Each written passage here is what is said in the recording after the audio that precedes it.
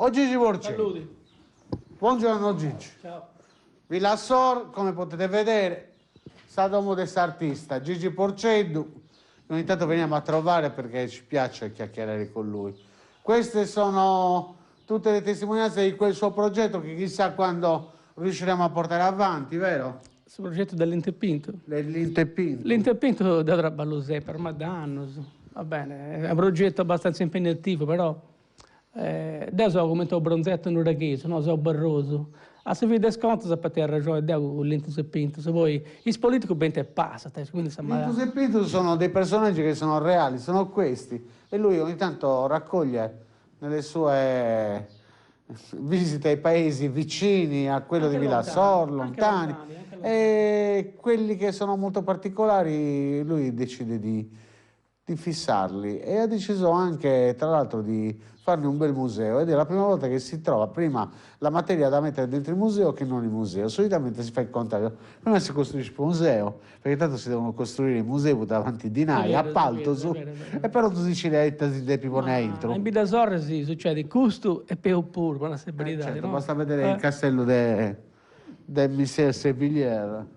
Ma che fine ha fatto quella cosa? Il castello del zio Giovanni Sivilleri è crollendo. Nonostante appello fatto Tu hai fatto appello, hai preso una pietra, le tue famose pietre dove si fanno delle lettere, hai scritto alla Merkel. Ho scritto alla Merkel, ho scritto e la anche Merkel ti ha politico. risposto, mi dispiace ma siamo già impegnati su operazioni di solidarietà con la Sardegna, mi sembra, vero? O sbaglio? Mi descritto praticamente che Vieni da questa parte. erano impegnati. Fai come se fossi a casa tua, non ti preoccupare. Erano impegnati lì dove è successo il terremoto all'Aquila, no? Esatto. Però poi, insomma, dopo alla fine è successo questo. Una cosa molto interessante che tutta la stampa tedesca, no? A partire dai giornali, Vai in televisioni. giro, fai vedere le opere del Praticamente, maestro. insomma, si erano occupati di questa cosa. Si accomodi, maestro. Un po' anormale. Nell'opera d'arte, questa è un'opera d'arte. Questa banda blu del suo maestro, comprata da me, banda blu. E quindi succede questo, che se vede sconto, si deve tramite persone che dopo conoscono in Germania, c'è poi finanziamento oppure, no? Finanziamento europeo, quindi mi temate consigliato, da si muove a livello europeo, però arriva a un certo punto si pinta muovi politico, siccome che è politico, non funta saltezza, veramente da che ne è sferdo giusto, non funta saltezza. E non comprendo, cioè, poteva parte ancora meglio in cui, se quando c'è gente che non è in grado di fare cose, nonostante magari si procurava occasioni importanti pure, ma questa è una delle medie cose che si deve non criticare, ma vuoi dare a Bogiatta, perché se usa su sfascio, Antonello. Bidasor è su sfascio, cioè, non è Bidasor, ma tutta Sardegna è su sfascio, non è tutta Italia, tutta Europa, però Bidasor è un caso unico in tutta Europa, secondo me. Non si comprende veramente tutto ciò che è succedendo. Non si comprende.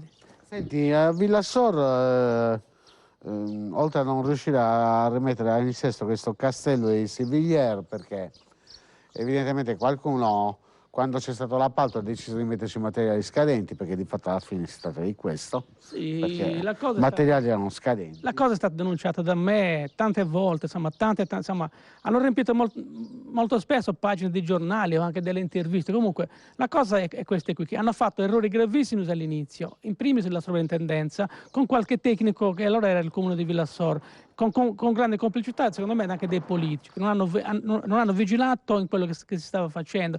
Quindi cosa è successo? Che il castello Sivillier, no? Che è una struttura, insomma, la conoscono in tanti, ma la conosco anche in negativo, secondo me, arrivato a questo punto, perché questa struttura è stata restaurata, mi sembra, 12-13 anni fa, no? Dalla sovrintendenza dei beni artistici della provincia di Cagliari. Quindi è successo che hanno fatto, insomma, tutti gli interventi sui legnami, no? Insomma, i soffitti e cose varie. E dopo dopo poco tempo vedo tornare, vi proprio da Bremisa è tutto nutriato. Cioè, tu pensi, i vigili del fuoco hanno chiuso questa struttura perché è pericolante. Quindi poi io mi sono attivato personalmente da cittadino, facendo tanto di quelle casino in giro, insomma, facendo anche appelli dappertutto, e tra cui, insomma, qualche amministratore anche, insomma, se la rideva, cioè si metteva anche a ridere. Cioè, lui che era il responsabile, si rideva di quello che un cittadino faceva per salvare questa struttura. Ma ripeto, questa è una delle tante porcate che succedono nel mio paese. Ce ne sono tante altre da denunciare. È preoccupante, tra l'altro. Andiamo dall'altra parte del giardino, va, come se stessimo cambiando argomento. Questi sono i semi di vita, vero? Questo fu sperde chi angent, fatta 50 anni fa, fu fatta quando vivi più. Questa idea che lì vi era? Si deve praticamente che Saavedra angede. Saavedra esprimi cioè San Matteo in poche parole, no? Offridi, cioè donate. E quindi deve fazzangiare, no? Allora, dicevamo, da poco tempo avevo ospitato alcuni esponenti del, diciamo così, il Copacer, sarebbero i sindacati dei militari, sia delle varie armi, eccetera. E mi parlavano per l'appunto di Capofrasca, mi parlavano di concessioni che forse dovrebbero cessare all'interno di Capofrasca, ma allo stesso tempo hanno ventilato l'ipotesi addirittura che dietro questa restituzione di Capofrasca ai sardi e alla Sardegna ci fosse invece la contropartita per ospitare le scorie pesanti all'interno di alcuni poligoni. E la preoccupazione di queste persone qua era, ovviamente, oltre a non voler, perché erano sardi, anche se militari, Certo. non voler ospitare queste scorie altamente tossiche e pericolose, però dicevano che avrebbero restituito Capofrasca come possedimento militare nuovamente alla popolazione per fini turistici, non si sa. A quel punto però hanno anche detto: attenzione, perché se non c'è Capofrasca non c'è la guerra simulata, e se non c'è la guerra simulata la base aerea di Decimo Mannu, che confina con Villassor, non avrebbe più ragione di essere, cioè quindi morti, chiuso, finito. Adesso io non lo so se faccia piacere agli abitanti di Villassor, che comunque hanno una servitù militare, se faccia piacere, sicuramente no, ai tanti civili che ci lavorano dentro, se faccia piacere appunto all'aeronautica, non si capisce molto bene. Siete preoccupati? Tu non lavoravi nella base anche Allora, il discorso molto semplicemente, allora, Capofrasca esiste, cioè il Decimo Mannu esiste perché esiste Capofrasca, no?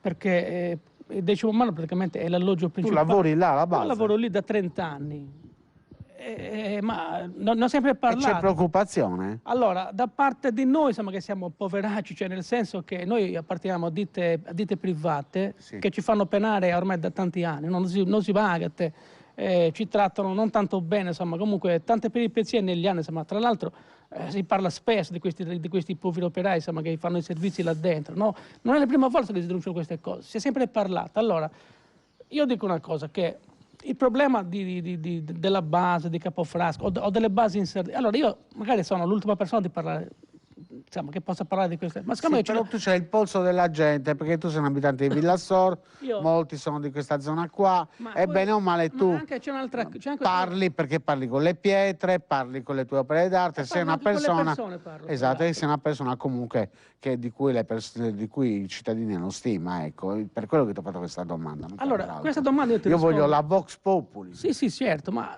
io credo di rappresentare anche la Vox Populi, la rappresento anch'io, anche perché là dentro ci sono 30 anni, no? Quindi posso dire qualcosa anche io arrivato a questo. Allora, io devo dire soltanto una cosa, che io, insomma, questo problema della base, insomma, che devono chiudere, vogliono chiudere, insomma, cioè, però alla fine, secondo me non si sa niente ancora di preciso, però una cosa posso dirla di preciso, che c'è molta preoccupazione, ma non da parte dei militari, cioè io da parte dei militari non devo dire niente, non ho niente da dire, perché io non sono uno stellato, diciamo, sono un semplice cittadino, insomma, che fa il suo lavoro anche come artista e che molto spesso anche voce in capitolo, perché io parlo tramite la mia arte, parlo anche di altri problemi, è giusto che si parli. Quindi cosa succede? Sta succedendo che molti di questi operai, insomma, che lavorano là dentro, tipo noi, c'è molta preoccupazione perché non abbiamo delle risposte molto molto precise, sia da parte di chi gestisce questi ambienti militari, ancor meno di chi fa politica, cioè dei nostri amministratori e ancora amministratori comunali intendi dire o amministratori regionali? No, parlo diciamo in generale, parlo degli amministratori regionali soprattutto, no? E poi dopo vengono i nostri amministratori locali, non so, si parla di Villassor, ma io parlerei anche di Roma. Per questo problema, allora, la gente deve sapere una cosa, e questo ne sono sicuro di quello che sto affermando, che questo progetto è già fatto ad alti livelli, cioè a Roma. Queste cose sono già state progettate, secondo me, no? Sono già state decise, quindi. Certo, ma è normale che sono già state decise. E quindi la base, secondo te, chiuderà? Ma diciamo che, no, allora, sono delle cose che non posso sapere perché non sono militare, però i segni sono questi qui. Però la cosa molto preoccupante è che io infatti mi sto attivando, sto anche scrivendo una lettera al nostro presidente Pigliero, no?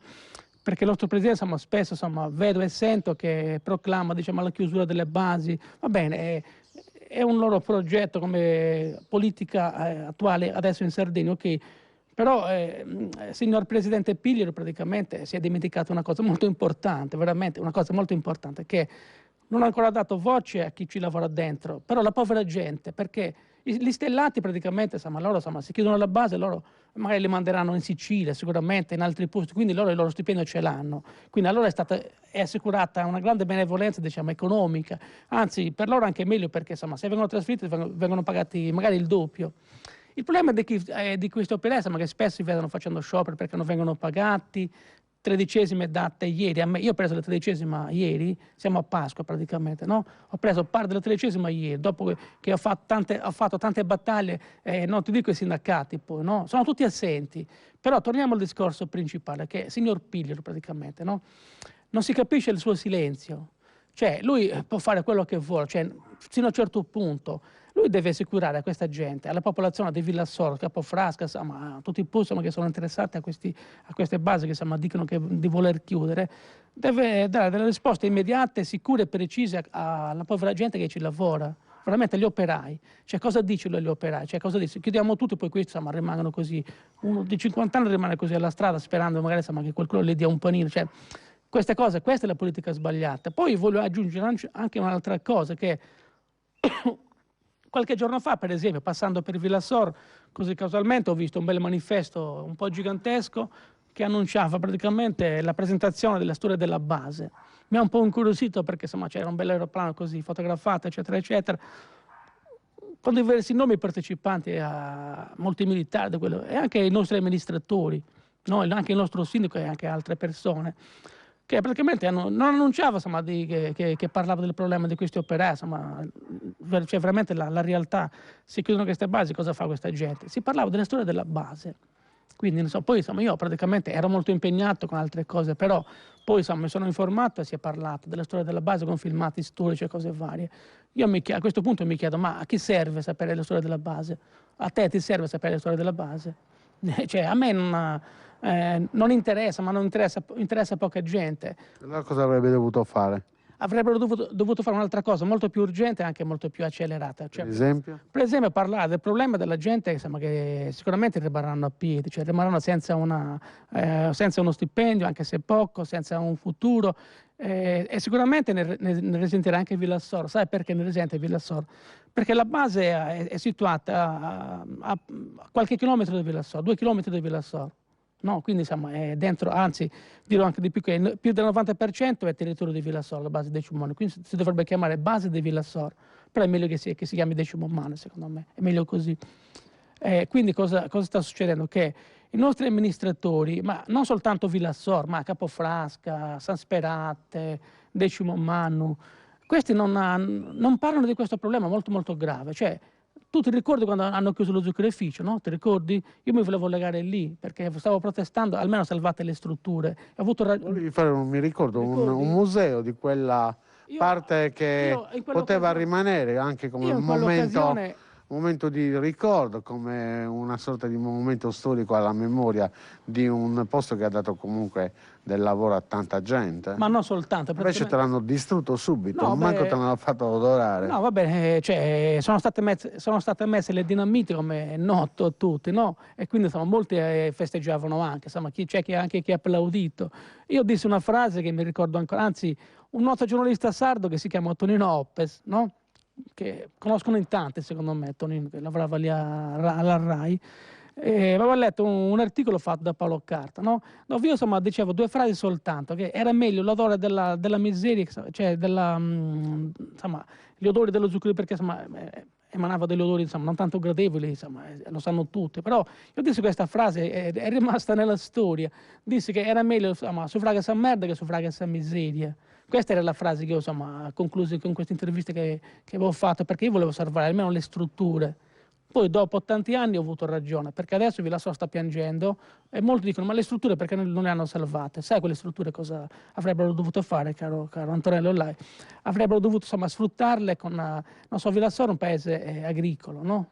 Fare non so, anche delle fabbriche, non so, di confezionamento, insomma, dei carciofi e tante altre cose. Hanno distrutto tutto. Cosa ne hanno fatto? Niente, è rimasto lì, molta merda è rimasto lì, perché lì praticamente non hanno neanche mai fatto le bonifiche insomma, Distrutto, basta, non hanno costruito niente, no, niente. Quell'area lì è abbandonata. Sono rimasti i vasconi pieni di chissà quali porcherie ci sono ancora. Insomma. Tu pensa che i pozzi, molti pozzi, insomma, che a decimo puzzo, no? Molti pozzi dove le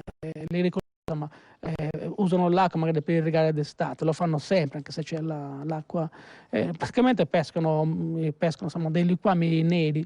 E questo è grazie alle mancate bonifiche che non fatte lì da sempre. È rimasto questa schifezza è rimasta. È il silenzio dei nostri amministratori. È il silenzio dei nostri amministratori. Quindi, tornando alla base, la base farà la stessa fine, secondo me.